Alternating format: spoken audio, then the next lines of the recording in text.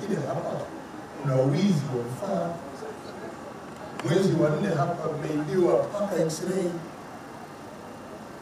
Sasa mbona mnarudisha serikali jitihada zake nyuma ili wananchi wasipate huduma? Ndiye moyo. Mheshimiwa Waziri Mkuu, mimi naitwa Dr. Darson Yetu. Bahati nzuri nimeanza kuhuduma hapa Januari mwaka huu. Hapa pameibiwa pikipiki 3. Ndio. Ambazo zingesaidia madaktari kusafiri kutoka eneo moja kwenda eneo lingine. Ndio. Lakini pia hapa tumeibiwa tairi 5 za ambulance. Ndio. Mbunge analia bungeni kila siku kuomba magari ya kubebea wagonjwa ili kuwatoa vijijini kuwaleta hapa. Lakini tukileta tairi nyinyi mnaiba. Na ni mwezi wa 3 tumeiba tairi 5.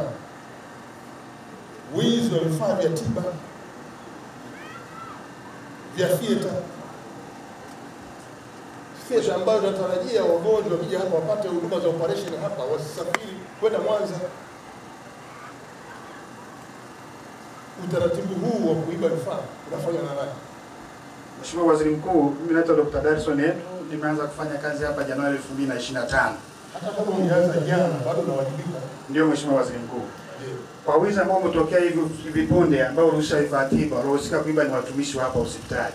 Tunaposema sasa hivyo vyote tumevikamata, viko polisi na wanachukuliwa hatua katika mamlaka ya usalama. Kwa nini madaktari professional waliosomea ambao mna wito wa kutoa huduma kwa wananchi, tena wananchi wenyewe hawajui hili wala lile, tunawategemea nyie wasomi mliosomeshwa na taifa hili na mmeleta Sengerema mhudumie. Leo mnaleta serikali hata vifaa mhudumie, mnaviiba wenyewe. Utaratibu huu utaenda mpaka lini? Mheshimiwa Waziri Mkuu, tumekwisha kuchukua hatua za kuimarisha mifumo ya ulinzi.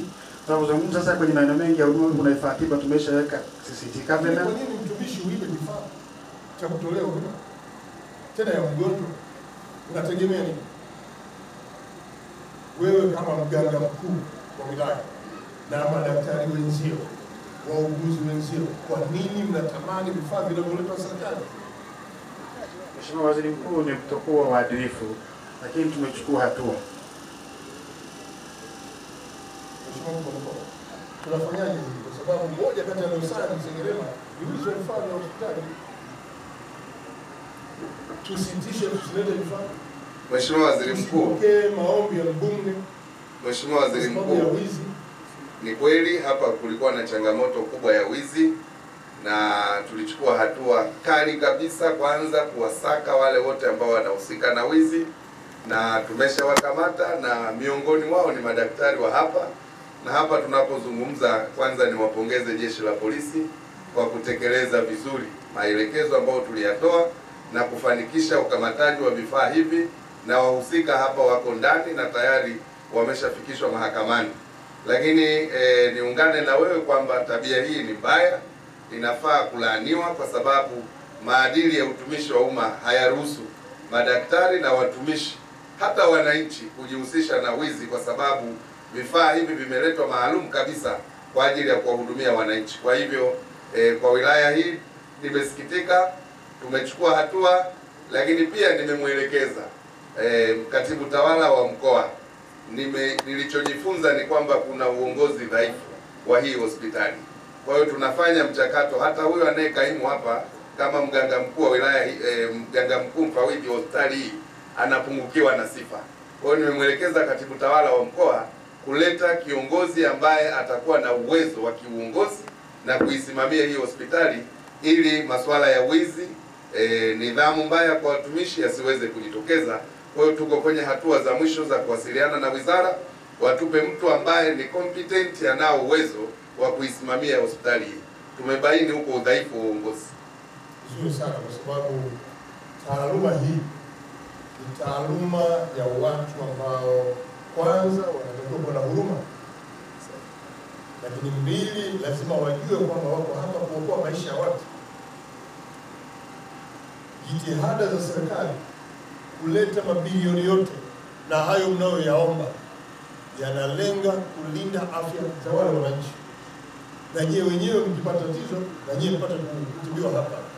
Lakini mbili, malengo ya serikali kujenga majengo haya na kuleta vifaa vyote, tunawapunguzia gharama za kusafiri wananchi kwenda mbali kuomba kupata matibabu, ambako kuna waaminifu wenye vifaa vinavyovihifadhi. Kwa sababu nyie hapa sasa sio waaminifu. Mnatengeneza safari za wananchi watoke hapa waende Buchosa, mnataka wananchi watoke hapa waende Geita, ambako kidogo kuna waaminifu. Tutaishi na nyie kwa utaratibu mpaka leo. Mheshimiwa Mkuu wa Mkoa, umeeleza hizo hatua, endelea kuchukua hatua na wala usichukue muda mrefu, kwa sababu mwaka jana tumeibua pikipiki, mwaka huu wamehamisha tairi mwezi wa 3, mwezi wa 4 wamebeba vifaa 5 muhimu vya kupima magonjwa. Hao wananchi magonjwa watapimwa. Tutajuaje mgonjwa huyu wananchi ugonjwa wake utapata dawa gani kama tunaiba na kifaa cha kupima magonjwa? Hamsikani. Kwa hiyo endelea na hiyo hatua na endelea kuchuja watumishi hapa. Wale wenye dalili ya wizi wenye mahusiano na maeneo ya mauzo huko mjini lazima wachukuliwe hatua kali. Kwa hiyo bado nimeshahidi kwamba tunachukua hatua kali na kukabidhi kazi hiyo. Mkuu wa wilaya anasikia, lazima hapa pawe na ufuatiliaji wa kila siku. Hatuwezi kutunza wezi hapa alafu tunahitaji fedha, tulete fedha alafu afanye kazi. Tunanunua vifaa leo, serikali inanunua vifaa maeneo yote.